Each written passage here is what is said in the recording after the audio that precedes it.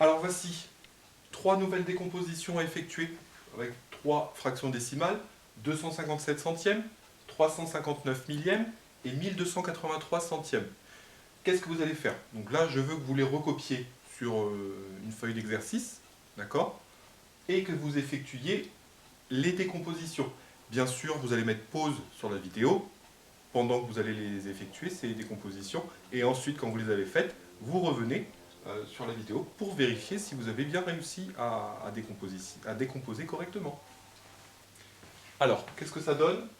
Donc, j'ai 257 millièmes. Première partie de la décomposition, 257. Donc, j'ai 200 centièmes, toujours des centièmes, puisque ici c'est 257 centièmes, plus mes 5 dizaines. 5 dizaines, je vous rappelle que c'est 50 centièmes, plus 7 centièmes.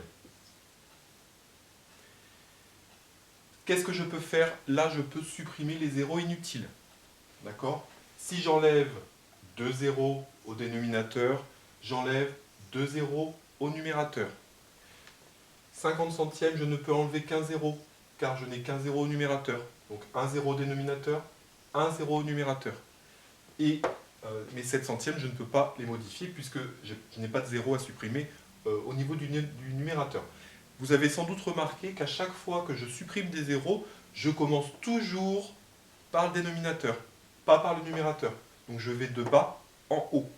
D'accord? Je supprime les zéros du dénominateur, après je supprime les zéros du numérateur. Toujours par paire. Un zéro, un zéro, un autre zéro, un autre zéro. Un zéro, un zéro. J'en ai un autre ici, mais je ne peux pas le supprimer puisque je n'ai plus de zéro à supprimer au niveau du numérateur.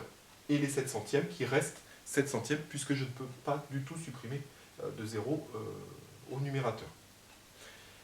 Une fois que j'ai supprimé les zéros, et bien là je peux les effacer. Donc j'enlève mes deux zéros,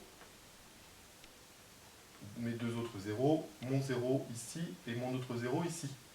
Et j'obtiens 2 sur 1 plus 5 dixièmes plus 7 centièmes. Je vous rappelle que 2 sur 1, qu'est-ce que c'est? Ça veut dire que, alors par exemple, si je prends une bande unité, ça c'est mon unité, une unité. Ça veut dire que la bande, je vais la partager en une part égale. Donc ça veut dire que je prends toute la bande. On veut 2 sur 1, 2 parts sur une. Donc ça veut dire que je vais être obligé de prendre une nouvelle bande unité que je vais prendre entièrement.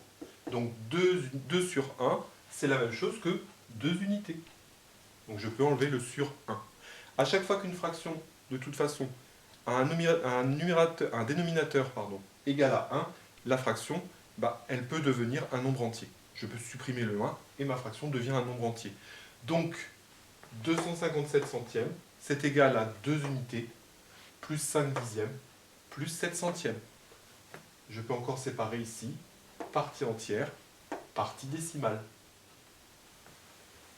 Si je continue avec la fraction suivante qui est 359 millièmes, eh bien, je fais la même chose.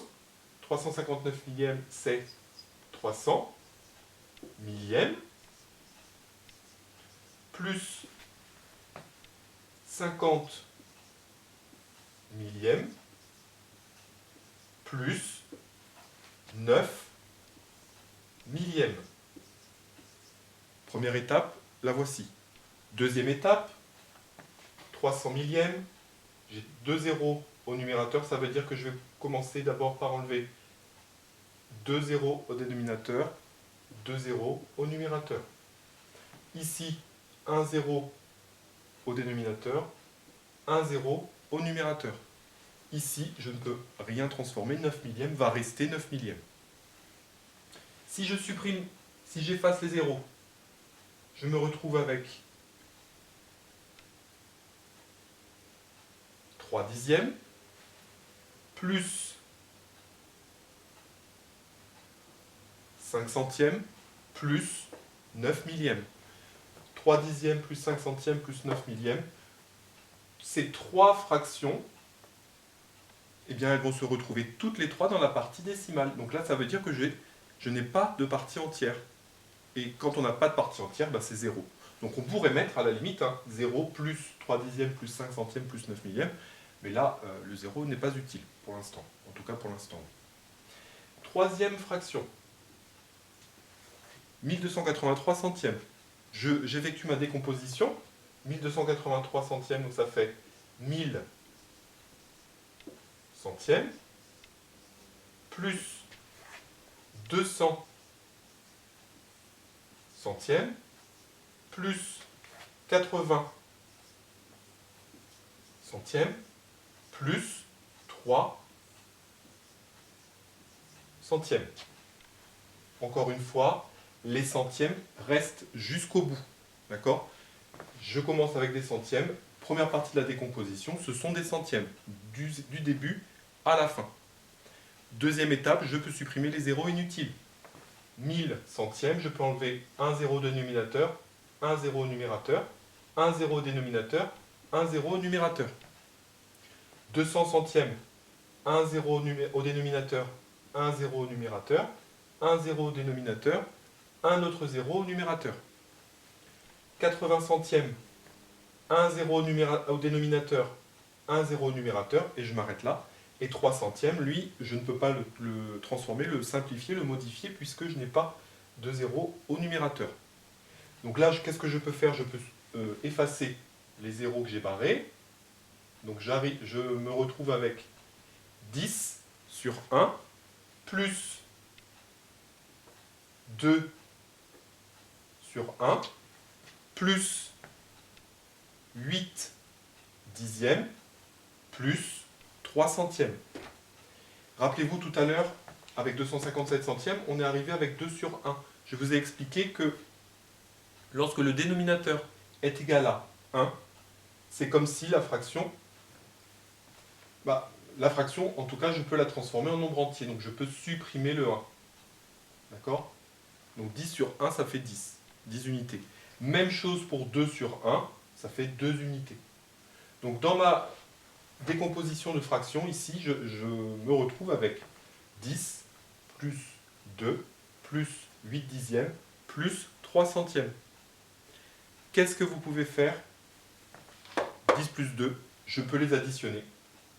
10 plus 2, ça fait 12. Donc, 1283 centièmes, c'est la même chose que 12 unités plus 8 dixièmes plus 3 centièmes. Encore une fois, je peux séparer ici partie entière, partie décimale.